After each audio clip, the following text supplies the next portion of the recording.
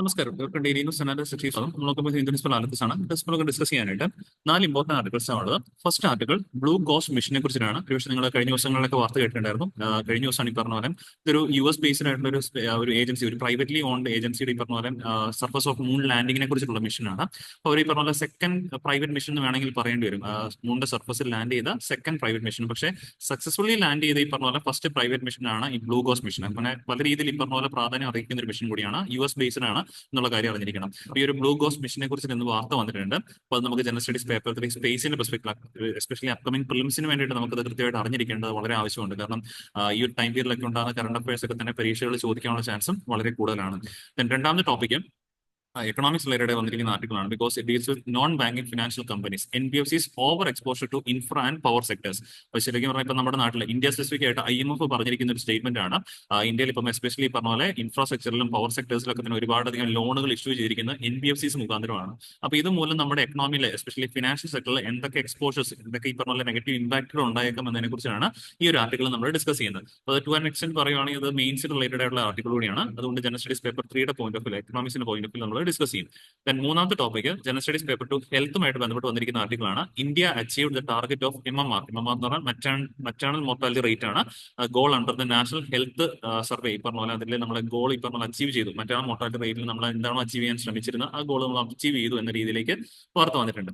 ഇനി ആ പോയിന്റ്സ് നമുക്ക് പ്രിലിംസിന്റെ പെർസ്പെക്ടീവിൽ മനസ്സിലാക്കേണ്ടതുണ്ട്. അതുപോലെ മീൻസ് റിലേറ്റഡ് ആയിട്ട് മനസ്സിലാക്കേണ്ടതുണ്ട്. ഫോർത്ത് ടോപ്പിക് എഡിറ്റോറിയൽ പേജിലെ ആർട്ടിക്കിളാണ്. ഡബിൾ ട്രബിൾ എന്നുള്ള ആർട്ടിക്കിളിന്റെ ഹെഡ്ലൈൻ ആയിട്ട് മാറിയിരിക്കുന്നത്. അപ്പം ഈ ഒരു ടോപ്പിക്കിനകത്ത് എസ്പെഷ്യലി നമ്മൾ ഇലക്ഷൻ കമ്മീഷൻ ഓഫ് ഇന്ത്യയെ കുറിച്ചിട്ടാണ് മെയിൻലി ഡിസ്കസ് ചെയ്യുന്നത്. റീസെന്റ് ആയിട്ട് കുറച്ച് അലിഗേഷൻസ് റിപ്പോർട്ട് ചെയ്തിരിക്കുന്നതിന് അതുമായിട്ട് ബന്ധപ്പെട്ട് എസ്പെഷ്യലി വോട്ടേഴ്സ് ഈ പറഞ്ഞ ലിസ്റ്റുമായിട്ട് ബന്ധപ്പെട്ടും അല്ലെങ്കിൽ ഈ പറഞ്ഞ രീതിയിൽ ഇപ്പം നമ്മുടെ ഇലക്ഷൻ ID കാർഡ് ആധാറുമായിട്ട് ലിങ്ക് ചെയ്യണം എന്ന രീതിയിലേക്കുള്ള ഒരു ആവശ്യകത വരുന്നുണ്ട്. അപ്പൊ അതിനെ ബേസ്ഡ് ആണ് ആ ഒരു ആർട്ടിക്കിളിന് എഡിറ്റോറിയൽ പേജിൽ വന്നിരിക്കുന്നത്. ഈ ഒരു ടോപ്പിക്ക് ഗവേൺസ് റിലേറ്റഡ് ആയിട്ട് നമ്മൾ GS പേപ്പർ 2ന്റെ പോയിന്റ് ഓഫ് വ്യൂ ആയിരിക്കും പഠിക്കുന്നത്. എന്നാൽ ഇത്രയും ടോപ്പിക്ക് വിശദമായിട്ട് പഠിച്ചതിന് ശേഷം ഇതിൽ നിന്നൊരു മോഡൽ MCയും കൂടെ സോൾവ് ചെയ്തായിരിക്കും നമ്മൾ സെഷൻ വൈൻഡ് അപ്പ് ചെയ്യുന്നത്. നമുക്ക് ടൈം കളയാണ്ട് സെഷൻ സ്റ്റാർട്ട് ചെയ്യാം. So first article blue ghost moon landing part of US plan to dominate space. Okay, ഇവിടെ ഈ ഒരു ആർട്ടിക്കിൾ ഹെഡിങ് പറഞ്ഞിരിക്കുന്നത് നമ്മുടെ നാസയുടെ ഡയറക്ടർ പറഞ്ഞിരിക്കുന്ന ആർട്ടിക്കിൾ ആണ്. ഒരു ഹെഡിങ് ആണത്. ബ്ലൂ ഗോസ്റ്റ് മിഷൻ, ബ്ലൂ ഗോസ്റ്റിന്റെ ആ ഒരു മൂൺ ലാൻഡിംഗ് മിഷൻ എന്ന് പറയുന്നത് part of US plan to dominate space. കാരണം US ഇപ്പോൾ എല്ലാ അർത്ഥത്തിലും എല്ലാ മേഖലകളിലും US ഫസ്റ്റ് എന്നുള്ള ഒരു ആവശ്യകതയാണല്ലോ മുന്നോട്ട് വെക്കുന്നത്. അപ്പൊ ആ ഒരു ടോപ്പിക്കിൽ തന്നെ ഈ പറഞ്ഞ രീതിയിൽ സ്പേസ് ഏജൻസിയുമായിട്ട് ബന്ധപ്പെട്ട, സ്പേസ് സെക്ടറുമായിട്ട് ബന്ധപ്പെട്ട ഇപ്പോൾ ഈ ഒരു ബ്ലൂ ഗോസ്റ്റ് മിഷനും അമേരിക്ക എല്ലാ അർത്ഥത്തിലും സ്പേസ് മേഖലയിലും ഫസ്റ്റ് ആക്കുന്നതിനേക്കുള്ള ഒരു മുന്നോടിയായിട്ട് നടന്നിരിക്കുന്ന മിഷനാണെന്നാണ് നാസയുടെ ഡയറക്ടർ പറഞ്ഞിരിക്കുന്നത്. ഇനി നമുക്ക് ഈ ഒരു ടോപ്പിക്കിൽ നിന്ന് പ്രധാനമായിട്ട് മനസ്സിലാക്കേണ്ട ബ്ലൂ ഗോസ്റ്റ് മിഷനെ കുറിച്ചിട്ട് പരീക്ഷയുടെ പോയിന്റ് ഓഫ് വ്യൂ കാര്യങ്ങളാണ്.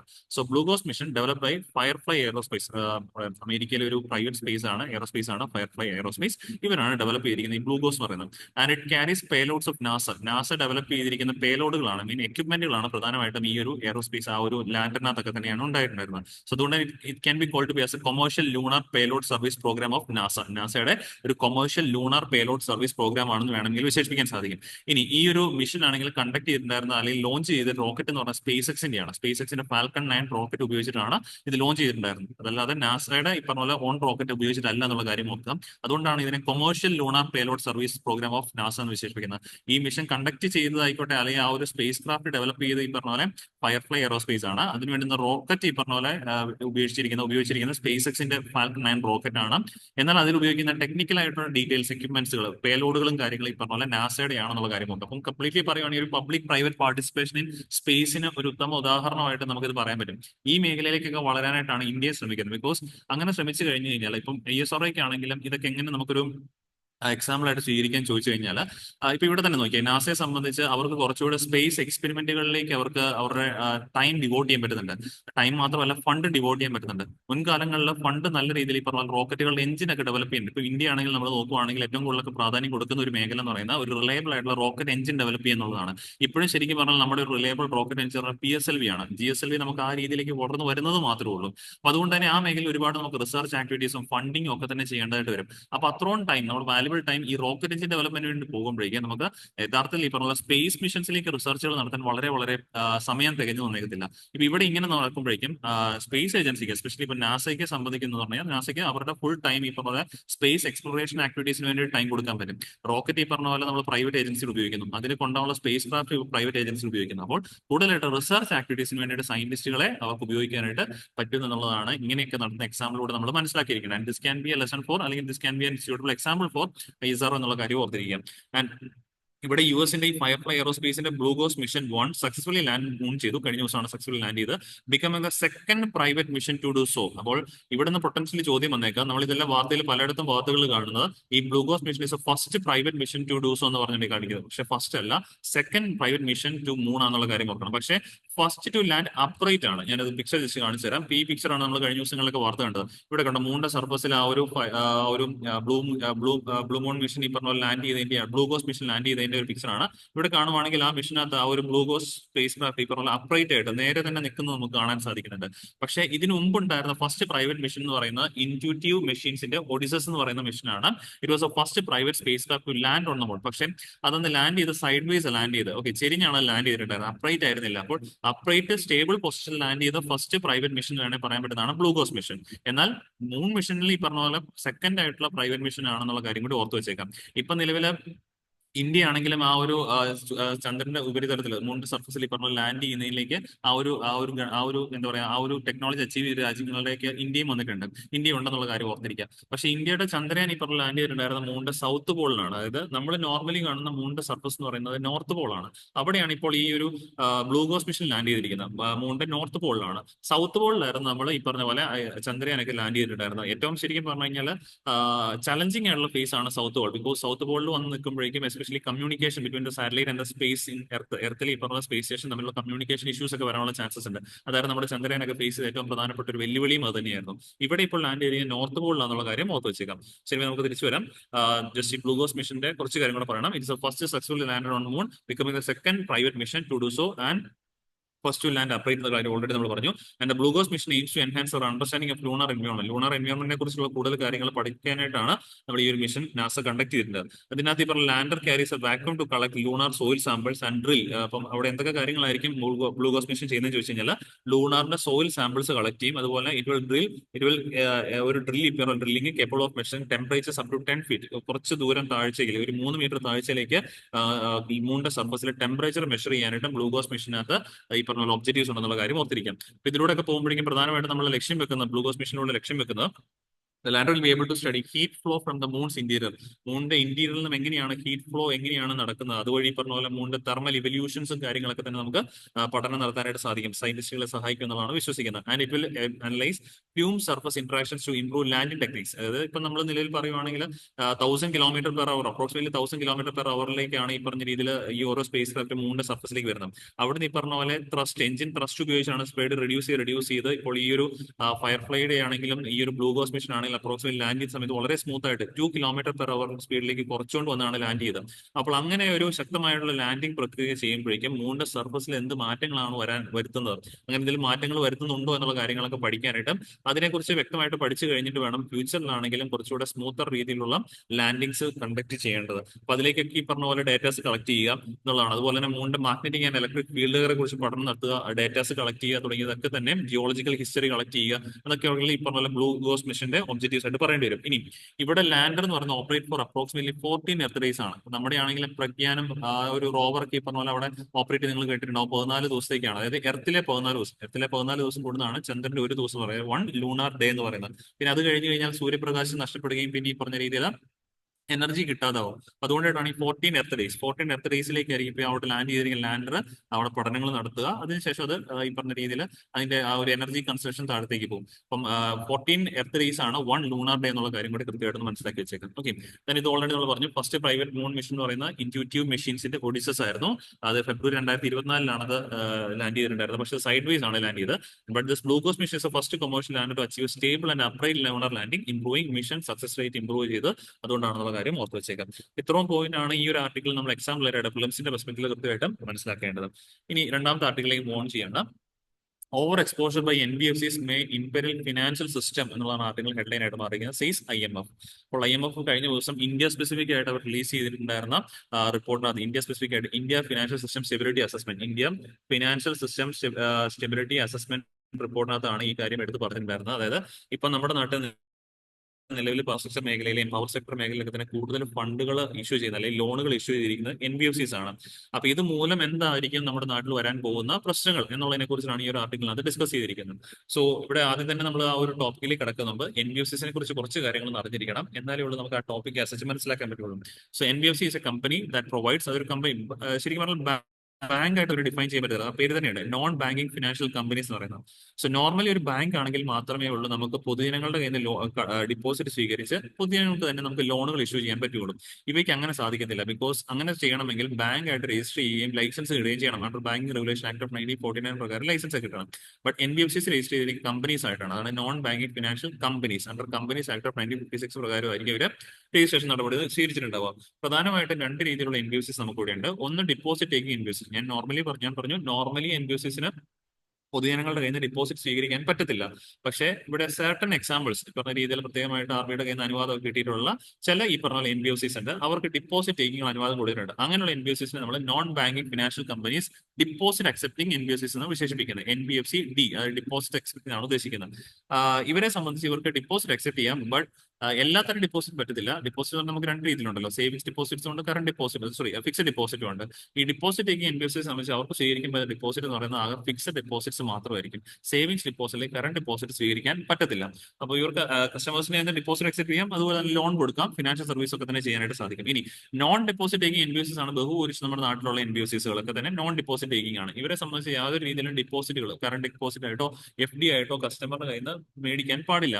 പക്ഷെ ഇവർക്ക് ഈ പറഞ്ഞ പോലെ അപ്പൊ എങ്ങനെയാണ് ഫണ്ട് വേണ്ട, ഇപ്പൊ ഒരു ലോൺ കൊടുക്കുമല്ലോ, അപ്പൊ ലോണിയാണ് ഇവർക്ക് ലോൺ കൊടുക്കാനായിട്ടുള്ള പൈസക്കുള്ള ഫണ്ട് സ്വീകരിക്കാൻ പറ്റുന്നത് ചോദിച്ചാൽ ബോണ്ടുകൾ ഇഷ്യൂ ചെയ്യാം, അല്ലെങ്കിൽ ഡിബഞ്ചറുകൾ ഇഷ്യൂ ചെയ്യാം. അങ്ങനെയൊക്കെയുള്ള ക്യാപിറ്റൽ മാർക്കറ്റ് ഇൻസ്ട്രുമെന്റുകൾ ഇഷ്യൂ ചെയ്തിട്ടാണ് പ്രധാനമായിട്ട് ഈ പറഞ്ഞാൽ ഇവർ ഫണ്ടുകൾ കളക്ട് ചെയ്യുന്നത്. അതുപോലെ തന്നെ ബാങ്കുകളുടെ ഇത് ബോറോ ചെയ്യാം.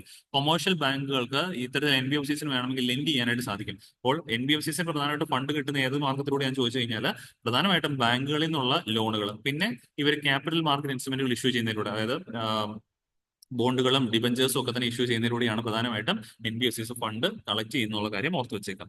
സോ NBFCസും ബാങ്കും തമ്മിലുള്ള വ്യത്യാസം നമ്മൾ ഓൾറെഡി ജസ്റ്റ് ഒന്ന് പറഞ്ഞു. NBFCs lend and make investments but are different from banks such as NBFC cannot accept demand deposit. Demand deposit accept ചെയ്യാൻ പറ്റത്തില്ല. ഇവർക്ക് ഏത് ഡിപ്പോസിറ്റ് മാത്രം അക്സെപ്റ്റ് ചെയ്യുകയാണെങ്കിൽ തന്നെ പറ്റുള്ളൂ. ഫിക്സഡ് ഡിപ്പോസിറ്റ്സ് അല്ലെങ്കിൽ ടൈം ഡിപ്പോസിറ്റ്സ് മാത്രമേ പറ്റുകയുള്ളൂ. And NBFCs do not form part of payment and settlement system. അതിന്റെ ഭാഗമല്ല. അതുകൊണ്ട് തന്നെ അവർക്ക് they cannot issue checks drawn on themselves. അത് ഓർത്തിരിക്കണം കേട്ടോ. അപ്പം NBFCസിന് അവർ പേയ്മെന്റ് ആൻഡ് സെറ്റിൽമെന്റ് സിസ്റ്റത്തിന്റെ ഭാഗമല്ലാത്തതുകൊണ്ട് തന്നെ they cannot issue checks drawn on themselves. And deposit insurance facility of Deposit Insurance and Credit Guarantee Corporation is not available for depositors of NBFCs. Even deposit accepting NBFCs ഉണ്ടല്ലോ, അവിടത്തേക്ക് ഈ പറഞ്ഞ ഡിപ്പോസിറ്റുകൾക്കാണെങ്കിൽ നമുക്ക് deposit insurance and credit guarantee കോർപ്പറേഷന്റെ ഒരു എന്താ പറയുക ഇൻഷുറൻസും കാര്യങ്ങളും കിട്ടത്തില്ല. മറ്റ് നോർമലി ബാങ്കുകളാണെങ്കിൽ നമ്മൾ 5 ലക്ഷം രൂപ വരെയുള്ള ഡിപ്പോസിറ്റുകൾക്ക് ഇൻഷുറൻസ് ഉണ്ട്. ഇവിടെ ഏതെങ്കിലും NBFC സ്വമേധയാ അവർ തന്നെ ഈ പറഞ്ഞ അവിടെയുള്ള അവരുടെ ഡിപ്പോസിറ്റേഴ്സ് ഇൻഷുറൻസ് ചെയ്യുന്നതല്ലാതെ പൊതുവായിട്ടുള്ള ഈ deposit insurance and credit guarantee corporation insurance അവിടെ കിട്ടത്തില്ല എന്നുള്ള കാര്യം ഓർത്ത് വെച്ചേക്കുക. ഇതൊക്കെയാണ് പ്രധാനമായിട്ടും NBFCസും ബാങ്കും തമ്മിലുള്ള വ്യത്യാസം. പിന്നെ പൊതുവിൽ പറയുവാണെങ്കിൽ ബാങ്കുകളെ സംബന്ധിച്ച് കിട്ടുന്ന ഡിപ്പോസിറ്റ് ഒരു സർട്ടൺ കൈൻഡ് ഓഫ് എമൗണ്ട് അവർ റിസർവ് റേഷ്യോസ് ആയിട്ട് മാറ്റി വെക്കണം, CRRഉം SLRഉം ആയിട്ട് മാറ്റി വെക്കണം. പക്ഷെ പൊതുവിൽ പറയുവാണെങ്കിൽ NBFCസിന് അങ്ങനെ CRRഉം SLRഉം മാറ്റി വെക്കേണ്ട കാര്യമില്ല. ബിക്കോസ് അവർ നോർമലി പറയുവാണെങ്കിൽ അക്കൗണ്ടുകൾ ഡിപ്പോസിറ്റ് സ്വീകരിക്കുന്നില്ലാത്ത ആൾക്കാരല്ല. അപ്പൊ അതുകൊണ്ടിട്ടാണ് അവർക്ക് CRR SLR കീപ്പ് കീപ്പ് ചെയ്യേണ്ട എന്ന് പറയുന്നത്. പക്ഷെ ഒരു കാര്യം ഓർത്തിരിക്കണം, ഡിപ്പോസിറ്റ് അക്സെപ്റ്റിംഗ് NBFCസിനെ സംബന്ധിച്ച് അവർ ഡിപ്പോസിറ്റ് അക്സെപ്റ്റിംഗ് NBFCസിനെ സംബന്ധിച്ച് SLR കീപ്പ് ചെയ്യണം. ഓക്കെ, CRR വേണമെങ്കിൽ കുഴപ്പമില്ല, SLR കീപ്പ് ചെയ്യണം. അപ്പോൾ നോർമലി പറയുകയാണ്, ഒരു സ്റ്റേറ്റ്മെന്റ് പറയുകയാണ് NBFCs do not want to keep CRR SLR എന്ന് പറഞ്ഞാൽ കറക്റ്റ് ആയിട്ടുള്ള സ്റ്റേറ്റ്മെന്റ് ആണ്. ബിക്കോസ് നോർമൽ ഗതിയിൽ CRR SLR അവർക്ക് കീപ്പ് ചെയ്യേണ്ട. പക്ഷേ എല്ലാ NBFCസും കീപ്പ് ചെയ്യേണ്ടെന്ന് പറഞ്ഞു കഴിഞ്ഞാൽ തെറ്റാണ്. ബിക്കോസ് ഡിപ്പോസിറ്റ് അക്സെപ്റ്റിംഗ് NBFCസിനെ സംബന്ധിച്ച് അവർ SLR കീപ്പ് ചെയ്യേണ്ടതായിട്ടുണ്ട്. RBI പറയുന്ന രീതിയിലുള്ള SLR കീപ്പ് ചെയ്യണം അവർ. ഓക്കെ, ഇതാണ് നമ്മുടെ ഇന്നത്തെ ടോപ്പിക്കിനകത്ത് പറയുന്നത് NBFCസിന്റെ ചലഞ്ചസ് ആണ്. ഇതിൽ തന്നെ ഫസ്റ്റ് ഓഫ് ഓൾ ഞാൻ പറഞ്ഞ പോലെ NBFCs നോർമലി പറയുവാണെങ്കിൽ CRR SLR കീപ്പ് ചെയ്യേണ്ട. എന്തിനാണ് ബാങ്കുകളോട് RBI CRR SLR കീപ്പ് ചെയ്യാൻ പറയുന്നത് വെച്ചാൽ in case of any difficulties, എന്തെങ്കിലും ലിക്വിഡിറ്റി ക്രൈസിസ് വരുമ്പോഴേക്കും ആ ഒരു റിസർവിൽ നിന്ന് പൈസ എടുത്തിട്ട് ഈ പറഞ്ഞ ഡിപ്പോസിറ്റ് കൊടുത്ത ആളുകൾക്ക് കൊടുത്ത് തീർക്കാനായിട്ട് പറ്റും. അങ്ങനെ വരുമ്പോഴേക്കും ആ ബാങ്കിന് പ്രശ്നമില്ലാതെ മുന്നോട്ട് പോകാൻ പറ്റും. പക്ഷേ NBFCസിനെ സംബന്ധിച്ച് ഇവര് ബോണ്ടുകളിലൂടെയും മറ്റു ഈ പറഞ്ഞ ഡിബഞ്ചറുകളിലൂടെ ഒക്കെ തന്നെ പൊതുജനങ്ങളുടെ നിന്ന് പൈസ മേടിക്കുന്നുണ്ട്. ഡിപ്പോസിറ്റ് ആയിട്ട് സ്വീകരിക്കുന്നില്ല എന്ന് മാത്രമേ ഉള്ളൂ. അപ്പം ബോണ്ടുകളിലൂടെയും ഡിബഞ്ചറുകളിലൂടെ ഇവർ പൈസ സ്വീകരിക്കുന്നുണ്ട്. അതുകൊണ്ട് തന്നെ എപ്പോൾ വേണമെങ്കിലും ലിക്വിഡിറ്റി ക്രൈസിസ് അവർക്കും ഉണ്ടാകാം.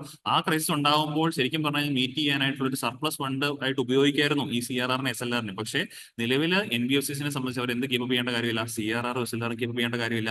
അതുകൊണ്ട് തന്നെ ഒരു എക്കണോമിക് ലിക്വിഡിറ്റി ക്രഞ്ച് വന്നു കഴിഞ്ഞാൽ കസ്റ്റമേഴ്സിന്റെ ഈ പറഞ്ഞ പോലെ ട്രസ്റ്റിനെ അത് ബ്രേക്ക് ചെയ്യേണ്ടതായിട്ട് വരും. ചിലപ്പോൾ കസ്റ്റമേഴ്സിന് ഈ പറഞ്ഞ പോലെ പൈസ കിട്ടിയില്ല എന്നും അല്ലെങ്കിൽ ലോസ് ഓഫ് സേവിങ്സ് ഒക്കെ തന്നെ പോകാനായിട്ടുള്ള ചാൻസുകളും വളരെ വളരെ കൂടുതലാണ്. ഇവിടെ വരുമ്പോഴേക്കുമാണ് നമ്മൾ ഇപ്പം ഇന്ന് വാർത്ത വന്നിരിക്കുന്ന രണ്ടാമത്തെ പോയിന്റ്. NBFCസിൽ നിന്ന് പ്രധാനമായിട്ട് ലോണുകൾ എടുക്കുന്ന കമ്പനീസ് ആണ് ഈ പവർ സെക്ടർ ഇൻഫ്രാസ്ട്രക്ചർ. എന്തുകൊണ്ടാണെന്ന് ചോദിച്ചു കഴിഞ്ഞാൽ NBFC നമ്മൾ ലോൺ കൊടുക്കുന്നത് കേട്ടിട്ടുണ്ടാവുമായിരിക്കും. നോർമലി പൊതുജനങ്ങൾക്കാണെങ്കിലും ലോൺ എടുക്കാൻ താല്പര്യം NBFCs ആണ്. ഈവൻ അവിടെ പലിശ കൂടുതലായിരിക്കും, പക്ഷേ ലോൺ എടുക്കാൻ ആളുകൾക്ക് താല്പര്യം NBFCs ആണ്. കാരണം NBFCസിനെ സംബന്ധിച്ച് വലിയ കൂടുതൽ താമസമില്ല ലോൺ കിട്ടാൻ സാധിക്കും. പക്ഷേ നോർമൽ ഒരു ബാങ്കിനെ സംബന്ധിച്ച് നമ്മൾ സർട്ടിഫിക്കറ്റുകളെല്ലാം കൊണ്ടുപോയി കൊടുക്കുന്നു, അതിന് കൃത്യമായിട്ടുള്ള കൊളാറ്റർ കൊടുക്കണം, അങ്ങനെയെല്ലാം പലവിധ കാര്യങ്ങൾ ചെയ്തു വരുമ്പോഴേക്കും നമുക്ക് റെഡിലി ഈ പറഞ്ഞ പോലെ പൈസ കിട്ടിയെന്ന് ഒന്നേക്കത്തില്ല. പക്ഷേ NBFC നിങ്ങൾക്ക് അറിയാം, ഇപ്പം നിലവിൽ ഓൺലൈനായിട്ടൊക്കെ ഏറ്റവും കൂടുതൽ പ്രവർത്തിക്കുന്ന കാരണം തന്നെ ഇൻസ്റ്റന്റ് ആയിട്ടുള്ള ലോണുകൾ പാസ്സാക്കി തരുന്ന NBFC എന്ന് പറഞ്ഞുകൊണ്ട് പരസ്യമൊക്കെ നിങ്ങൾ കണ്ടിട്ടുണ്ടാവും. അങ്ങനെ ഇൻസ്റ്റന്റ് ആയിട്ട് പറഞ്ഞാൽ ലോൺ ആപ്ലിക്കേഷൻ കൊടുത്ത് 10 മിനിറ്റിനുള്ളിൽ അല്ലെങ്കിൽ അരമണിക്കൂറിനുള്ളിൽ 1 മണിക്കൂറിനുള്ളിലൊക്കെ തന്നെ ലോണുകൾ പാസ്സാക്കി തരുന്നതാണ് NBFCs. അതുകൊണ്ട് തന്നെ പൊതുജനങ്ങൾക്ക് കൂടുതലും താല്പര്യം എന്തിലേക്കാണ്, NBFCസിലേക്കാണ്. പക്ഷേ പലിശ കാര്യങ്ങൾ അവിടെ കൂടുതലായിരിക്കും. ഇങ്ങനെ ഈ പറഞ്ഞ പോലെ നമ്മുടെ നാട്ടിൽ പവർ സെക്ടറും അതുപോലെ ഇൻഫ്രാസ്ട്രക്ചറും ആണ് ഏറ്റവും കൂടുതൽ പൈസയ്ക്ക് ആവശ്യമായുള്ള സെക്ടേഴ്സ്. ഇവർ കൂടുതലും ആശ്രയിക്കുന്ന ആരെയാണ്, ഈ ഇത്തരത്തിലുള്ള NBFCs. ബിക്കോസ് പെട്ടെന്ന് തന്നെ അവർക്ക് പൈസ കിട്ടാനായിട്ട് സാധിക്കും എന്നുള്ളൊരു പോയിന്റ് വെച്ച്, അതുകൊണ്ട് തന്നെ അധികം കൊളാറ്ററൽ ആണെങ്കിലും കൊടുക്കേണ്ട കാര്യമൊന്നുമില്ല, അവർക്ക് ഫണ്ടും കാര്യങ്ങളും കിട്ടാൻ സാധിക്കും. പക്ഷേ ഈ NBFCs ആണെങ്കിൽ ഇങ്ങനെ ലോൺ കൊടുക്കുന്നത് ഇത്തരത്തിൽ ഈ പറഞ്ഞ പോലെ അവർക്കൊരു പൈസ കിട്ടിയിട്ടുണ്ടല്ലേ, അവിടെ നിന്നാണ് NBFCസിൽ പൈസ കിട്ടുന്നത്. ഒന്ന് ബോണ്ട് ആൻഡ് ഡിബഞ്ചേഴ്സ്, പ്ലസ് ഈ പറഞ്ഞ പോലെ ബാങ്കിൽ നിന്നുള്ള കൊമേഴ്ഷ്യൽ ബാങ്കിൽ നിന്നുള്ള ലോണുകൾ, ഇതൊക്കെ ഉപയോഗിച്ചിട്ടാണ് ഈ പറഞ്ഞ രീതിയിൽ NBFCസിന് പൈസ കിട്ടുന്നത്. ഈ കിട്ടിയ പൈസ എടുത്തിട്ടാണ് ഇവർ ലോൺ ആയിട്ട് ഈ പറഞ്ഞ പോലെ ഇൻഫ്രാസ്ട്രക്ചർ കമ്പനീസിനും അല്ലെങ്കിൽ ഈ പറഞ്ഞ പോലെ പവർ സെക്ടറിനും ഇഷ്യൂ ചെയ്ത് കൊടുക്കുന്നത്. സോ വൺസ് ഈ ലോണുകൾ തിരികെ കിട്ടുമ്പോൾ വേണം അതെടുത്ത് ഈ പറഞ്ഞ പോലെ നമ്മൾ ബോണ്ടുകൾക്കും ഡിബഞ്ചറുകളിലും ഇഷ്യൂ ചെയ്ത ആൾക്കാർക്ക് തിരിച്ചു കൊടുക്കാനായിട്ട് അല്ലെങ്കിൽ ബാങ്കുകളിലേക്ക് എടുത്ത ലോണുകൾ തിരിച്ചടയ്ക്കാനായിട്ട്. പക്ഷേ ഈ ലോണുകൾ എങ്ങാനും മുടങ്ങിപ്പോയാലോ, ഈ ലോൺ വന്നില്ലെങ്കിൽ ഈ പറഞ്ഞ റിവേഴ്സ് പ്രോസസ് എല്ലാം തിരികെ താളം തെറ്റാൻ സാധ്യതയുണ്ട്. ഡിപ്പോസിറ്റേഴ്സിന് ഈ പറഞ്ഞ പൈസ നഷ്ടപ്പെട്ടേക്കാം, അല്ലെങ്കിൽ ബാങ്കുകളിലെ ലോണുകൾ ഈ പറഞ്ഞ പോലെ പെൻഡിങ് ആയിട്ട് NP ആകാനുള്ള സാധ്യതയുണ്ട്.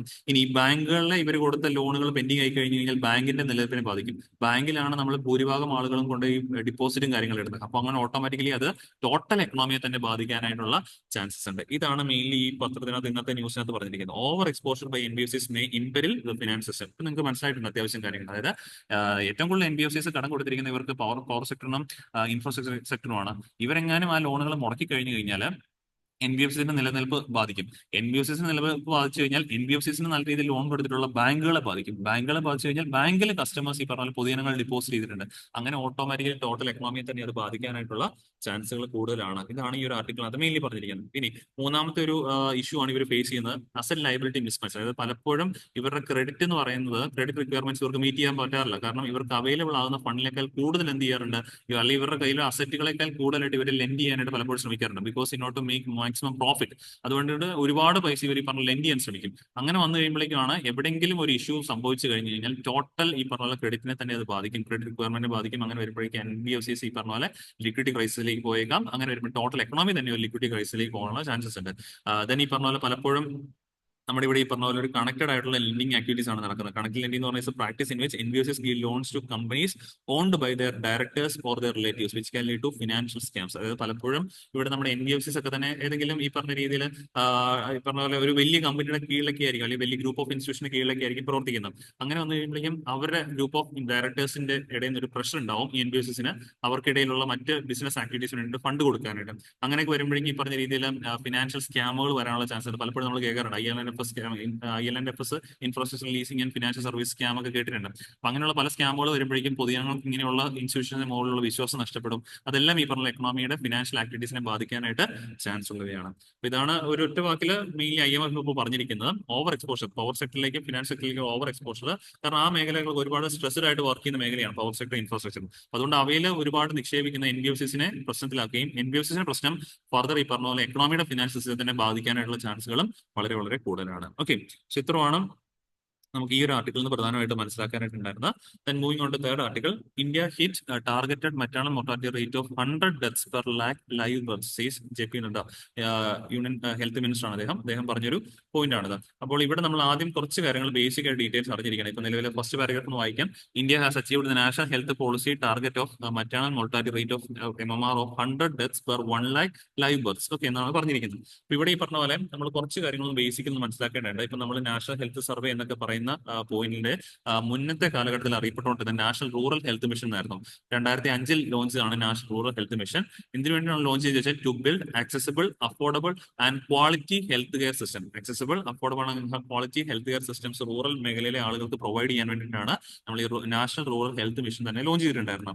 ഇത് പിന്നീട് 2012 നമ്മൾ അന്ന് റൂറൽ ഏരിയസിന് മാത്രം ഉണ്ടായിരുന്നു. 2015 2012 നമ്മൾ അർബൻ ഏരിയസിലും കൂടി ഇത് ഇൻട്രൊഡ്യൂസ് ചെയ്തു. അങ്ങനെ വന്നു കഴിഞ്ഞപ്പോഴേക്കും നമ്മൾ പിന്നീട് ഇതിനെ ഈ ഒരു national rural national rural health mission നമ്മൾ റീബ്രാൻഡ് ചെയ്ത് നാഷണൽ ഹെൽത്ത് മിഷനായിട്ട് അവതരിപ്പിക്കുകയാണ് ചെയ്തിട്ടുണ്ടായിരുന്നത്. എന്നിട്ട് ആ നാഷണൽ ഹെൽത്ത് മിഷന്റെ കീഴിലാണ് നാഷണൽ റൂറൽ ഹെൽത്ത് മിഷനും നാഷണൽ അർബൻ ഹെൽത്ത് മിഷനും വർക്ക് ചെയ്യുന്നത്. അപ്പൊ നിലവിൽ പറയുവാണെങ്കിൽ നാഷണൽ ഹെൽത്ത് മിഷൻ ആണുള്ളത്, അതിന്റെ കീഴിലാണ് നാഷണൽ റൂറലും നാഷണൽ അർബനും വർക്ക് ചെയ്യുന്നത്.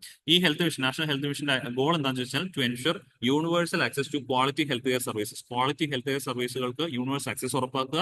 Then provide health care services that are affordable and equitable. Affordable റേറ്റിൽ ഇക്വിറ്റബിൾ ആയിട്ട് എല്ലാ ആളുകളിലേക്കും എത്തിക്കുക.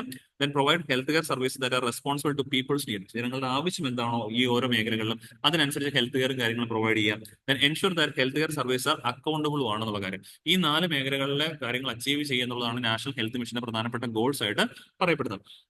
ഇതിൽ ഏറ്റവും പ്രധാനപ്പെട്ട ഒരു ഗോളുകളാണ് എക്സ്പാൻഷൻ ഓഫ് ഗവൺമെന്റ്. ഈ പറഞ്ഞ 2021 മുതൽ 24 വരെയുള്ള കാലഘട്ടത്തിൽ അച്ചീവ് ചെയ്ത പ്രധാനപ്പെട്ട പോയിന്റ് ആണ് എക്സ്പാൻഷൻ ഓഫ് ഹ്യൂമൻ റിസോഴ്സസ്. അതായത് ആരോഗ്യ മേഖലയിലൊക്കെ തന്നെ വർക്ക് ചെയ്യുന്ന ആളുകളുടെ എണ്ണം വളരെ കുറവാണ്. കമ്പാരിറ്റീവ് നമുക്ക് എത്രയാണ് ആവശ്യം അതിനേക്കാളും കുറവാണ്.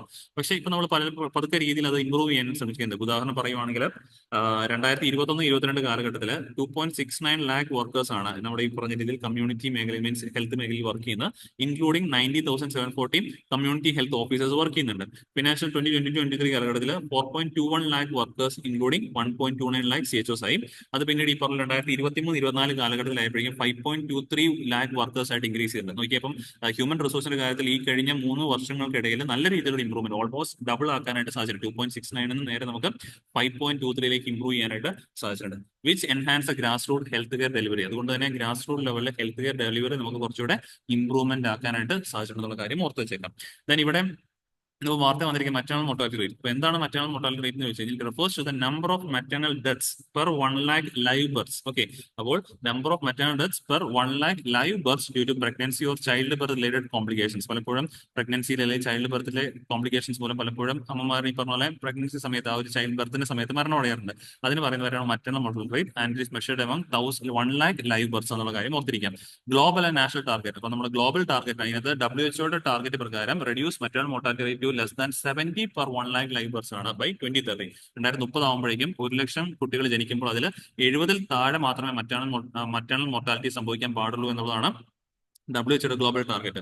ഇന്ത്യയുടെ ടാർഗറ്റ് പ്രകാരം നമ്മൾ അച്ചീവ് ചെയ്യാൻ ശ്രമിച്ചിരുന്നത് 100 ആക്കി ചുരുക്കാനായിട്ടായിരുന്നു. നേരത്തെ അത് 103, 105 ഒക്കെ ആയിരുന്നു. ആ 100 ആയിട്ട് ചുരുക്കാനായിട്ടാണ്. ആൻഡ് നൗ ഇപ്പോഴാണ് അത് വാർത്ത വന്നിരിക്കുന്നത്. നമ്മൾ ആ ഗോൾ അച്ചീവ് ചെയ്തു. നമ്മൾ അച്ചീവ് ചെയ്ത് ഇപ്പം കണ്ടോ, India hit targeted maternal mortality rate of 100 deaths per lakh live birth എന്നുള്ളത്. ഇതിനകത്ത് ഏറ്റവും കുറവ് നമ്മൾ കേരളമൊക്കെയാണ്. കേരളത്തിൽ 30 ആണ് റേറ്റ് എന്ന് പറയുന്നത്. 1 ലാക്ക് ബർത്തിനകത്ത് 30 ആണ് കേരളത്തിനൊക്കെ റേറ്റ് ആയിട്ട് സൂചിപ്പിക്കുന്നത്. അപ്പോൾ we are better performing in that area എന്നുള്ള കാര്യം ഓർത്ത് വെച്ചേക്കാം.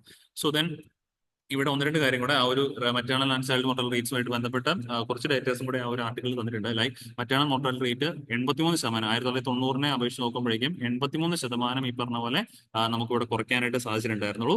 കുറയ്ക്കാൻ സാധിച്ചിട്ടുണ്ടെന്നുള്ള കാര്യം ഓർത്തിരിക്കാം. Then under 5 mortality rate, under 5 എന്ന് പറയുമ്പോഴേക്കും 5 വയസ്സിന് താഴെ മരണമടയുന്ന കുട്ടികളുടെ എണ്ണം പറയുവാണെങ്കിൽ it was also reduced from 45 ആയിരുന്നു 2014. അതിപ്പോൾ 32 ആക്കി കുറയ്ക്കാനായിട്ട് സാധിച്ചിട്ടുണ്ടായിരുന്നു. ദെൻ ഇൻഫന്റ് മോർട്ടാലിറ്റി റേറ്റ് ആണെങ്കിൽ നോക്കുവാണെങ്കിൽ ഇൻഫന്റ് മോർട്ടാലിറ്റി റേറ്റ് എന്ന് പറഞ്ഞാൽ ലെസ് ദാൻ 1 ഇയേഴ്സ് ഏജിന്റെ ഒരു കാറ്റഗറിയാണ്. അവിടെ ഈ പറഞ്ഞ 2014 കാലഘട്ടത്തിൽ 39 മരണങ്ങളായിരുന്നത് ഇപ്പോൾ 28 ആയിട്ട് കുറയ്ക്കാനായിട്ട് സാധിച്ചിട്ടുണ്ട്. പിന്നെ ടോട്ടൽ ഫെർട്ടിലിറ്റി ആണെങ്കിൽ ഡ്രോപ്പ് ചെയ്തു. ടോട്ടൽ ഫെർട്ടിലിറ്റി 2015 2.3 ആയിരുന്നു, which was above the replacement rate. Replacement rate എന്ന് പറഞ്ഞാൽ 2.1 ആണ്. അതിന് മുകളിലാണ് നിന്നുണ്ടായിരുന്നത് 2015. ഇപ്പോൾ അത് 2.0 ആയിട്ട് മാറി. അതുകൊണ്ട് തന്നെ നമ്മുടെ പോപ്പുലേഷൻ ഇനി അധികം കൂടത്തില്ല. ഇനി കുറച്ച് കഴിയുമ്പോഴേക്കും പോപ്പുലേഷൻ കുറയാനായിട്ടാണ് പലപ്പോഴും തുടങ്ങുന്നത്. ഇത് തന്നെ പലപ്പോഴും സദേൺ ഇന്ത്യ സ്റ്റേറ്റ്, ഇപ്പോൾ കേരളവും അല്ലെങ്കിൽ തമിഴ്നാടൊക്കെ ആണെങ്കിൽ അപ്രോക്സിമേറ്റ്ലി 1.8ലേക്കാണ് നിൽക്കുന്നത്. ഓക്കെ, അതുകൊണ്ടാണ് പലപ്പോഴും ഇത്തരത്തിലുള്ള ഫാക്ടേഴ്സിനകത്ത് സദേൺ ഇന്ത്യ സ്റ്റേറ്റുകൾ കൂടുതൽ ബെറ്റർ ആയിട്ട് പെർഫോം ചെയ്യുന്നു എന്നുള്ള രീതിയിൽ നമ്മൾ പറയാറുള്ളൂ. ഓക്കെ, ഇത്രയും കാര്യം ഒരു ഡേറ്റാസ് നമുക്ക് പരീക്ഷയുടെ പെർസ്പെക്റ്റീവിൽ അറിഞ്ഞിരിക്കാം. Then moving on to last article, double trouble. ഇവിടെ ഞാൻ പറഞ്ഞു ഇലക്ഷൻ കമ്മീഷനൊക്കെ ആയിട്ട് ബന്ധപ്പെട്ടാണ് ഈ ഒരു ആർട്ടിക്കിൾ ഡിസ്കസ് ചെയ്തിരിക്കുന്നത്. ഇതിൽ പ്രധാനമായിട്ടും ഇലക്ഷൻ കമ്മീഷൻ നമുക്കറിയാം നമ്മുടെ നാട്ടിലെ ഡെമോക്രാറ്റിക് രാജ്യമാണ്. അതിനകത്ത് ഏറ്റവും പ്രധാനപ്പെട്ട പോയിന്റ് ആണ് free and fair elections conduct ചെയ്യുക. ആ free and fair elections conduct ചെയ്യാനായിട്ടുള്ള പ്രധാനപ്പെട്ട ഉത്തരവാദിത്തപ്പെട്ടിരിക്കുന്ന ബോഡിയാണ് ഇലക്ഷൻ കമ്മീഷൻ. ഇപ്പോൾ റീസെന്റ് നമ്മൾ കണ്ടു ഇലക്ഷൻ കമ്മീഷനായിട്ട് ബന്ധപ്പെട്ട അപ്പോയിന്റ്മെന്റുമായിട്ട് ബന്ധപ്പെട്ട അലിഗേഷൻസ് അല്ലെങ്കിൽ കോൺട്രവേഴ്സീസ് ഈ പറഞ്ഞ പോലെ നമ്മൾ ഡിസ്കസ് ചെയ്തിട്ടുണ്ടാണ്. അതിനകത്ത് ഈ ഒരു ആർട്ടിക്കിളിനകത്ത് പ്രധാനമായിട്ടും ഡിസ്കസ് ചെയ്യുന്നതെന്ന് പറഞ്ഞു കഴിഞ്ഞാൽ രണ്ട് കാര്യങ്ങളാണ്. അതായത് പൊളിറ്റിക്കൽ പാർട്ടീസ്, ഒപ്പോസിറ്റ് പാർട്ടീസ് ഒക്കെ തന്നെ ഇലക്ഷൻ കമ്മീഷനെതിരെ റേസ് ചെയ്തിരിക്കുന്ന രണ്ട് പ്രധാനപ്പെട്ട ക്വസ്റ്റ്യനുകൾ. അപ്പോൾ ഇങ്ങനെയുള്ള ക്വസ്റ്റ്യനുകൾ വരുമ്പോൾ അതിനെ കൃത്യമായിട്ട് അഡ്രസ്സ് ചെയ്യുക എന്നുള്ളത് ആരുടെ ഉത്തരവാദിത്തമുണ്ട്? ഇലക്ഷൻ കമ്മീഷൻ ഉത്തരവാദിത്തമാണ്. ബിക്കോസ് ഇലക്ഷൻ കമ്മീഷൻ എന്ന് പറയുമ്പോഴേക്കും അൾട്ടിമേറ്റ്ലി ആളുകൾക്കുള്ളിൽ ഒരു ഫെയ്ത്ത് ഉണ്ടായിരിക്കണം. അതായത് നമ്മൾ പോയി വോട്ട് ചെയ്യുമ്പോൾ അത് കൃത്യമായിട്ട് ഈ പറഞ്ഞ അതിനകത്ത് അലിഗേഷൻ സംഭവിക്കുന്നില്ല എന്ന രീതിയിൽ ആളുകൾക്ക് ബോധ്യമുണ്ടാവണം. ഇല്ലെങ്കിൽ അടുത്ത തവണകളിൽ ഇലക്ഷൻ നടക്കുമ്പോൾ ആളുകൾ പതുക്കെ വോട്ട് ചെയ്യുന്നത് കുറയാനായിട്ടുള്ള സാഹചര്യം വളരെ വളരെ കൂടുതലാണ്. എനിവേയും ഇതിനകത്ത് ഡിസ്കസ് ചെയ്തിരിക്കുന്ന രണ്ട് ഇഷ്യൂസിനെ കുറിച്ച് ജസ്റ്റ് നോക്കാം. ആ ഇഷ്യൂസിനെ കുറിച്ചിട്ട് ഈ പറഞ്ഞ ഹിന്ദു നടത്തിയ ഒരു പഠനത്തിന്റെ ബേസിൽ ഈ പറഞ്ഞ പോലെ വന്നിരിക്കുന്ന ഒരു ആർട്ടിക്കിൾ കൂടിയാണ്. അതിൽ ഏറ്റവും പ്രധാനപ്പെട്ട ഒന്നെന്ന് പറഞ്ഞു കഴിഞ്ഞാൽ ഇപ്പൊ 2014 നമ്മൾ ലോക്സഭ ഇലക്ഷൻസ് ഉണ്ടായിരുന്നല്ലോ. ആ ലോക്സഭ ഇലക്ഷൻസ് നടന്നതിന് ശേഷം മാസങ്ങൾക്കകം നടന്ന രണ്ടാമത്തെ ഒരു ഇലക്ഷൻ ആയിരുന്നു മഹാരാഷ്ട്രയിലെ ലെജിസ്ലേറ്റീവ് അസംബ്ലി ഇലക്ഷൻ എന്ന് പറയുന്നത്. ഓക്കെ, അപ്പൊ അവിടേക്ക് നടന്ന ഇലക്ഷനകത്ത് ഒന്ന് ലോക്സഭ ഇലക്ഷൻസ് 2024 നടന്നതാണ്. അത് കഴിഞ്ഞിട്ട് 3-4 മാസങ്ങളെ ഉണ്ടായിരുന്നുള്ളൂ. ഈ ടൈം ഗ്യാപ്പിനിടയിൽ മഹാരാഷ്ട്രയിൽ മാത്രം 48 ലക്ഷം പുതിയ വോട്ടർമാരാണ് പേര് രജിസ്റ്റർ ചെയ്തിട്ടുണ്ടായിരുന്നത്. അപ്പൊ എന്തുകൊണ്ട് ഇത്രത്തോളം കൂടുതൽ ആളുകൾ പെട്ടെന്ന് ഈ പറഞ്ഞ പോലെ ഈ ഒരു 3 മാസത്തിനുള്ളിൽ എങ്ങനെ പെട്ടെന്ന് ഇത്ര ആളുകൾ വന്നു എന്നുള്ളതാണ് ഒന്നാമത്തെ പോയിന്റ്. പക്ഷെ ഇതിലേക്ക് ഈ പറഞ്ഞ പോലെ ഹിന്ദു പഠനങ്ങൾ നടത്തി കഴിഞ്ഞപ്പോൾ പറഞ്ഞൊരു കാര്യമുണ്ട്. Such discrepancies in electoral registration were not unusual. ഇത് അൺയൂഷ്വൽ അല്ല എന്നുള്ളതാണ് ഹിന്ദു റിപ്പോർട്ടിനകത്ത് പറയുന്നത്. ബിക്കോസ് മിക്ക സമയങ്ങളിലും അങ്ങനെ സംഭവിക്കാറുണ്ട്. മെയിൻലി ഡ്യൂ ടു മൈഗ്രേഷൻ മൂലമാണ് പലപ്പോഴും സംഭവിക്കാറ്. ഇപ്പം ലോക്സഭ ഇലക്ഷൻ സമയത്ത് ചിലപ്പോൾ ഒരുപാട് ആളുകൾ മറ്റ് സംസ്ഥാനത്തായിരിക്കും പോയി വർക്ക് ചെയ്തിട്ടുണ്ടാവുക. അവർ ഈ പറഞ്ഞ രീതിയിൽ ഒരു ദിവസത്തെ ഇലക്ഷന് വേണ്ടിയിട്ട് വീണ്ടും വരണ്ടല്ലോ എന്നുള്ള ഓർത്ത് ലീവ് എടുക്കണ്ടല്ലോ എന്ന് ഓർത്തിട്ട് ചിലപ്പോൾ വന്നിട്ടുണ്ടാവില്ല, അവരുടെ പേരൊട്ട് രജിസ്റ്റർ ചെയ്തിട്ടുണ്ടാവില്ല. ബട്ട് ലെജിസ്ലേറ്റീവ് അസംബ്ലി ഇലക്ഷന് കുറച്ചുകൂടെ പ്രാധാന്യം ഉള്ളതുകൊണ്ട് തന്നെ ഇവരെല്ലാം തന്നെ മൈഗ്രേറ്റ് ചെയ്ത ആളുകൾ തിരികെ നാട്ടിൽ വന്നിട്ടുണ്ടാവും. ആ ടൈമിൽ രജിസ്റ്റർ ചെയ്തു. ഇത്രത്തോളം നമ്പറുകൾ വർദ്ധിക്കാനുള്ള സാഹചര്യം ഉണ്ട് എന്നുള്ളതാണ് ഹിന്ദു ന്യൂസ് പേപ്പറിൽ നോക്കിയും പറയുന്നത്. അപ്പം ഇതൊരു എന്താ പറയുക ഒരു അബ്നോർമൽ ആയിട്ടുള്ള കണ്ടീഷൻ ആയിട്ട് നോക്കേണ്ട കാര്യമില്ല. ഇറ്റ്സ് യൂഷ്വൽ എന്നുള്ളതാണ് പറയുന്ന ഒരു പോയിന്റ്. ദെൻ ഏറ്റവും പ്രധാനമായിട്ട് രണ്ടാമത്തെ ഒരു പോയിന്റ് എന്ന് പറയുന്നതാണ് നമ്മുടെ നമുക്ക് എല്ലാവർക്കും വോട്ട് ചെയ്യാനായിട്ട് വോട്ടർ ഐ ഡി ഉണ്ടാവുമല്ലോ. ആ വോട്ടർ ഐ ഡി എന്ന് പറയുന്നത് ഒരു ആൽഫ ന്യൂമറിക് കോഡാണ്. ആൽഫ ന്യൂമറിക് എന്ന് പറയുമ്പോൾ ഓൾമോസ്റ്റ് 10 സ്പേസുകളാണുള്ളത്. അതിൽ ആദ്യത്തെ 3 എന്ന് പറയുന്ന ഒരു ഡിജിറ്റുകളായിരിക്കും. ഫസ്റ്റ് 3 എന്ന് പറയുന്ന ഡിജിറ്റുകളായിരിക്കും. സോറി, ലെറ്റേഴ്സ് ആയിരിക്കും. ഫസ്റ്റ് 3 എന്ന് പറയുന്ന ലെറ്റേഴ്സ് ആയിരിക്കും, ആൽഫബറ്റ്സ് ആയിരിക്കും. അതിനുശേഷമുള്ള 7 അക്കങ്ങൾ എന്ന് പറയുന്ന ഡിജിറ്റുകളായിരിക്കും. നമ്മുടെ 0 to 9 വരെയുള്ള ഡിജിറ്റുകളായിരിക്കും. ബേസിക്കലി ബാക്കിയുള്ള 7 പറയുന്നത്. ഇങ്ങനെ ഒരു ആൽഫ ന്യൂമറിക് കോഡിലായിരിക്കും നമുക്ക് ഈ പറഞ്ഞ പോലെ വോട്ടർ ഐ ഡി ഇഷ്യൂ ചെയ്യുന്നത്. ഇതിന്റെ പേരാണ് electors photo identification card number, EPIC number എന്ന് പറയും. അപ്പൊ എന്തിനാണ് ഇങ്ങനെ ഒരു number EPIC number election commission വെച്ചിരിക്കുന്നത് വെച്ച് കഴിഞ്ഞാൽ ഡ്യൂപ്ലിക്കേഷൻ ഒഴിവാക്കാനായിട്ടാണ്. അതായത് ഇത്രയും ആൽഫ ന്യൂമറിക് കോഡ് വെക്കുമ്പോഴേക്കും രണ്ട് കോഡുകൾ മീൻസ് ഒരു വ്യക്തിക്കോ അല്ലെങ്കിൽ ഈ പറഞ്ഞ പോലെ പല വ്യക്തികൾക്കോ ഇതുപോലെ ഒരേ കോഡ് വരാൻ പാടില്ല. ഒരേ ആൽഫ ന്യൂമറിക് കോഡ് 2 പേർക്ക് അതിൽ കൂടുതൽ ആളുകൾക്ക് വരാൻ പാടില്ല. ബിക്കോസ് അങ്ങനെ വരാതിരിക്കാൻ കാരണം നമ്മൾ ബോഗസ് വോട്ടിംഗ് തടയാനായിട്ട് അല്ലെങ്കിൽ കള്ള വോട്ടിംഗ് കാര്യങ്ങളൊക്കെ തടയാനായിട്ടാണ് ചെയ്തിരിക്കുന്നത്. പക്ഷേ നിലവിലെ നമ്മുടെ ഡീറ്റെയിൽസ് അനലൈസ് ചെയ്ത് നോക്കുമ്പോഴേക്കും പലയിടങ്ങളിലും ഇത്തരത്തിൽ ഈ പറഞ്ഞ പോലെ പലയിടങ്ങളിൽ പറഞ്ഞാൽ മൾട്ടിപ്പിൾ സ്റ്റേറ്റുകളിൽ ഒരേ വ്യക്തികൾക്ക് തന്നെ പല വ്യക്തികൾക്ക് തന്നെ ഇതുപോലെ ഒരേ നമ്പർ വോട്ടർ ഐ ഡികൾ കാണാറുണ്ട്. അങ്ങനെ സംഭവിക്കുമ്പോഴേക്കും അത് മൾട്ടിപ്പിൾ ഈ പറഞ്ഞ പോലെ വോട്ടിംഗ് കാസ്റ്റ് ചെയ്യുന്നതിലേക്ക് പോകാനുള്ള ചാൻസ് ഉണ്ട്. ഇനി അതുമാത്രമല്ല ഒരേ വ്യക്തിയുടെ തന്നെ ഈ പറഞ്ഞ പോലെ 2 ഇടങ്ങളിൽ ചിലപ്പോൾ ഇതുപോലെ തന്നെ ഇദ്ദേഹത്തിന് വോട്ടിങ്ങിനുള്ള ലിസ്റ്റിൽ പേരുണ്ടാവും. ഉദാഹരണം പറയുവാണെങ്കിൽ അങ്ങനെ പലപ്പോഴും പറയും നമ്മൾ പ്ലേസ് ഓഫ് റെസിഡൻസ് വെച്ചിട്ടാണ് ഈ നമ്മുടെ വോട്ടിങ്ങിനായിട്ട് പേരുകളൊക്കെ രജിസ്റ്റർ കൊടുക്കുന്നത്. അല്ലെങ്കിൽ നമ്മൾ എവിടെയാണ് ജനിച്ചത് അവിടെ തന്നെയാണ് നിർബന്ധമില്ല. നമ്മുടെ പ്ലേസ് ഓഫ് റെസിഡൻസ് എവിടെയാണോ അവിടെ നമുക്ക് രജിസ്റ്റർ ചെയ്ത് അവിടെ വോട്ട് ചെയ്യാനുള്ള സാധ്യതയുണ്ട്. അപ്പൊ അങ്ങനെ ചെയ്യുമ്പോഴേക്കും നമ്മളിപ്പം ഉദാഹരണത്തിന് ഇപ്പം കേരളത്തിലാണ് കേരളത്തിൽ ഈ പറഞ്ഞ പോലെ ട്രിവാൻഡ്രത്താണ് നമ്മുടെ യൂഷ്വൽ റെസിഡൻസ് വിചാരിക്കാം. ഓക്കെ, അപ്പൊ നമ്മുടെ പേര് ഓട്ടോമാറ്റിക് ബേസ്ഡ് ഉണ്ടായിരുന്ന അവിടെ ഒരു കോൺസ്റ്റിറ്റ്യൻസിയിലാണ്. പക്ഷേ ജോലി സംബന്ധമായിട്ട് നമ്മൾ എറണാകുളത്തേക്ക് ഷിഫ്റ്റ് ചെയ്തു. അപ്പൊ എറണാകുളം ഷിഫ്റ്റ് ചെയ്തു. ഇപ്പൊ നമ്മൾ ഒരുപാട് വർഷങ്ങളായിട്ട് എറണാകുളത്താണ് താമസിക്കുന്നത്. അപ്പൊ നമ്മൾ അവിടെ അപേക്ഷ കൊടുക്കുമ്പോഴേക്കും അവിടുത്തെ ആ കോൺസ്റ്റിറ്റ്യൻസിൽ നമ്മുടെ പേര് വരും. പക്ഷേ ഇവിടുന്ന് ഈ ട്രിവാൻഡ്രം ഒറിജിനൽ നമ്മുടെ പേരുണ്ടായിരുന്ന ട്രിവാൻഡ്രം കോൺസ്റ്റിറ്റ്യൻസി ലിസ്റ്റിൽ നമ്മൾ ചിലപ്പോൾ ഒഴിവാക്കിയിട്ടും ഉണ്ടാവില്ല. ഇങ്ങനെ വരുമ്പോഴേക്കും രണ്ടിടത്ത് നമ്മുടെ പേര് വരാനുള്ള ചാൻസസ് വളരെ വളരെ കൂടുതലാണ്. ഇതിപ്പോൾ ഒരേ സംസ്ഥാനം ആയതുകൊണ്ട് okay, but Inter state migration നടത്തിയ ഒരാളാണെന്ന് നിങ്ങൾ വിചാരിക്കാം. അതായത് മഹാരാഷ്ട്രയിലായിരുന്നു നമ്മൾ ഉണ്ടായിരുന്നത്, അവിടെയായിരുന്നു നമ്മുടെ പേര് രജിസ്റ്റർ ചെയ്തിട്ടുണ്ടായിരുന്നത്. അവിടെ നമ്മൾ ഈ പറഞ്ഞ പോലെ വോട്ടർ ഐഡിയും കാര്യങ്ങളും കിട്ടി. നമ്മൾ നിലവിൽ ഈ പറഞ്ഞ കേരളത്തിൽ വന്ന് വർക്ക് ചെയ്യുന്നു. കേരളത്തിൽ വന്ന് വർക്ക് ചെയ്തപ്പോൾ ഈ പറഞ്ഞ പോലെ ഇവിടെ നമ്മൾ പ്ലേസ് റെസിഡൻസ് കാണിച്ച് ഇവിടെ നമ്മൾ അപ്ലൈ ചെയ്തു. ഇവിടെ നമുക്ക് കിട്ടിയെന്ന് വിചാരിക്കാം. അപ്പൊ ഇവിടെ നമുക്ക് ഒരേ ആളുടെ പേര് തന്നെ 2 കോൺസ്റ്റിറ്റ്യൻസീസ് വരും. ഈ സപ്പോസ് കേരളത്തിൽ നമുക്കപ്പം വോട്ട് ചെയ്യാനുള്ള അവകാശം കിട്ടി. ഒരു 4 മാസം അല്ലെങ്കിൽ 5 മാസം കഴിഞ്ഞിട്ടാണ് വീണ്ടും മഹാരാഷ്ട്രയിൽ വോട്ടിംഗ് വരുന്നത്. അപ്പൊ വീണ്ടും അദ്ദേഹത്തിന്റെ പേര് അവിടെ ഉള്ളത് കൊണ്ട് തന്നെ അവർക്ക് അവിടെ പോയി വേണം എന്ത് ചെയ്യാൻ പറ്റും, വോട്ടിംഗ് ചെയ്യാൻ പറ്റും. മൾട്ടിപ്പിൾ വോട്ടിംഗ്സ് ഈ പറഞ്ഞ പോലെ കാസ്റ്റ് ചെയ്യുന്ന ഒരു സിറ്റുവേഷൻസ് നിലവിലുണ്ട്. അപ്പൊ അതൊക്കെ ഒഴിവാക്കണം എന്ന രീതിയിലും വാർത്തകൾ വരുന്നുണ്ട്. അപ്പൊ ഇതിനെക്കുറിച്ചിട്ട് ഇലക്ഷൻ കമ്മീഷൻ ഓഫ് ഇന്ത്യ വ്യക്തമായിട്ടും ഈ പറഞ്ഞ രീതിയിൽ ഒരു അനൗൺസ്മെന്റ് നടത്തിയിട്ടില്ല. അതുകൊണ്ട് തന്നെയാണ് ഇന്റഗ്രിറ്റിയെ കുറിച്ച് ചോദ്യങ്ങൾ വരുന്നത്. ഇതിനകത്ത് ഏറ്റവും നല്ല മാർഗ്ഗമായിട്ട് അല്ലെങ്കിൽ ഇതിനെ ഒഴിവാക്കാൻ പറ്റുന്ന ഇങ്ങനെ ഒരു എറർ വരാതിരിക്കാൻ ഏറ്റവും നല്ല മാർഗ്ഗമായിട്ട് ഉറപ്പായിട്ടും ഈ ഒരു ആർട്ടിക്കിളിനകത്ത് തന്നെ പറയുന്ന ഒരു കാര്യമാണ് നമ്മുടെ വോട്ടർ ഐ ഡി എന്ന് പറയുന്നത് ആധാറുമായിട്ട് ലിങ്ക് ചെയ്യിക്കാം. ആധാറുമായിട്ട് ലിങ്ക് ചെയ്ത് കഴിയുമ്പോഴേക്കും ഈ പറഞ്ഞ പോലെ ഒരു തവണയാണെങ്കിൽ ഒരു തവണ ഈ പറഞ്ഞ ഇത് ഉപയോഗിച്ചു എന്ന രീതിയിലേക്കുള്ള അറിയിപ്പുകളും കിട്ടുമ്പോഴേക്കും അത് വെച്ച് നമുക്ക് ബോഗസ് വോട്ടിംഗ് അല്ലെങ്കിൽ കള്ള വോട്ടിംഗ് നമുക്ക് തടയാനായിട്ട് സാധിക്കുമെന്നാണ് പറയുന്നത്. പക്ഷേ അതിനകത്ത് പ്രശ്നമുണ്ട്. നമ്മുടെ നാട്ടിലെ എല്ലാ ആളുകൾക്കും ആധാർ കാർഡ് ഉണ്ടോ? ഇല്ല. Unique identification authority of India, unique identification authority of development authority of India, UIDAI, okay, unique identification development authority of India, ഇവർ തന്നെ പറയുന്നുണ്ട് ഇന്ത്യയിൽ 99% ആളുകൾക്ക് ആധാർ കാർഡ് ഉള്ളൂ. ഇതാണ് ആധാർ കാർഡ് ഒക്കെ ഇഷ്യൂ ചെയ്യുന്ന അതോറിറ്റിയാണ്. അവർ തന്നെ പറയുന്നുണ്ട് ഇന്ത്യയിൽ 99% ആളുകൾക്ക് ആധാർ കാർഡ് ഉള്ളൂ. ഇപ്പം ബാക്കി 1% ആളുകൾക്ക് ഇല്ല. അപ്പൊ അങ്ങനെ വന്നു കഴിയുമ്പോൾ എല്ലാ ആളുകളുടെയും ഈ പറഞ്ഞ പോലെ ആധാരമായിട്ട് ഈ വോട്ടർ ലിങ്ക് ചെയ്യും എന്ന് പറയുമ്പോഴേക്കും അത് എല്ലായ്പ്പോഴും അത് പോസിബിൾ ആണ് നിർബന്ധമില്ല. ഇനി അങ്ങനെ ചെയ്തു കഴിഞ്ഞാൽ തന്നെ ചിലപ്പോൾ ഈ പറഞ്ഞ നമ്മൾ വോട്ട് ചെയ്യാൻ ചെന്ന് കഴിയുമ്പോഴേക്കും നമ്മുടെ വോട്ടർ വെരിഫിക്കേഷൻ, ഐ മീൻ അല്ലെങ്കിൽ നമ്മുടെ ഈ ആധാർ വെരിഫിക്കേഷൻ നടക്കുന്നില്ല, ബയോമെട്രിക് ഡീറ്റെയിൽസ് ക്യാപ്ചർ ആകുന്നില്ല. അങ്ങനെ വന്നു കഴിയുമ്പോഴേക്കും നമുക്ക് വോട്ട് ചെയ്യാനുള്ള അവകാശം അവിടെ ലംഘിക്കപ്പെടാനായിട്ടുള്ള ചാൻസുകളും വളരെ വളരെ കൂടുതലായിരിക്കും. എനിവേ ഈ ഒരു പ്രശ്നത്തിനകത്ത് ഇപ്പൊ ഇലക്ഷൻ കമ്മീഷൻ ഫേസ് ചെയ്യുന്ന ഈ ഒരു പ്രശ്നത്തിന് പ്രോബ്ലത്തിനകത്ത് ഏറ്റവും ഒരു ബെറ്റർ സൊല്യൂഷൻ ആയിട്ട് ഇപ്പൊ ഇതിനകത്ത് പറയുന്നത് നമ്മുടെ ആധാർ കാർഡും അല്ലെങ്കിൽ വോട്ടർ ഐ ഡി നമ്മൾ ലിങ്ക് ചെയ്യിക്കുക. പക്ഷെ അത് ലിങ്ക് ചെയ്യുമ്പോഴും അതിന്റെ ബാക്കിൽ ഇങ്ങനെയുള്ള ചലഞ്ചസ് ഉണ്ട്. ആ ചലഞ്ചസ് ഒഴിവാക്കിയിട്ട് അല്ലെങ്കിൽ അത് നികത്തിയിട്ട് അതിനെ സോൾവ് ചെയ്തിട്ട് ഈ ഒരു ലിങ്കിങ് പ്രോസസ്സിലേക്ക് പോകുവാണെങ്കിൽ കുറച്ചുകൂടെ അത് ബെറ്റർ ആയിരിക്കും. അല്ലെങ്കിൽ ആളുകളുടെ വോട്ട് ചെയ്യാനുള്ള അവകാശത്തെ അത് ബാധിക്കാനുള്ള ചാൻസ് ഉണ്ട് എന്നുള്ളതാണ് ആർട്ടിക്കിളിനകത്ത് മെയിൻലി പറയുന്നത്. ഇത്രയാണ് ഈ ഒരു ആർട്ടിക്കിളിനകത്ത് നമ്മൾ എക്സാം റിലേറ്റഡ് ആയിട്ട് പഠിക്കാനുള്ളത്. Then moving on last films based question ആണ് നമ്മൾ ഫസ്റ്റ് ഡിസ്കസ് ചെയ്ത ആ ഒരു ബ്ലൂ ഗോസ്റ്റ് മിഷനെ കുറിച്ചുള്ള 2 സ്റ്റേറ്റ്മെന്റ് ക്വസ്റ്റ്യൻ ആണ്. കൃത്യമായിട്ട് നിങ്ങൾക്ക് ആൻസർ ചെയ്യാൻ പറ്റുന്നതാണ്. അപ്പൊ അതിന്റെ കറക്റ്റ് ആൻസർ എല്ലാവരും കമന്റ് ബോക്സിൽ രേഖപ്പെടുത്താം. നമ്മൾ ഡിസ്കസ് ചെയ്ത ടോപ്പിക്സ് ക്ലിയർ ആണെന്ന് വിശ്വസിക്കുന്നു. വീണ്ടും നമുക്ക് അടുത്ത ദിവസം കാണാം. Thank you.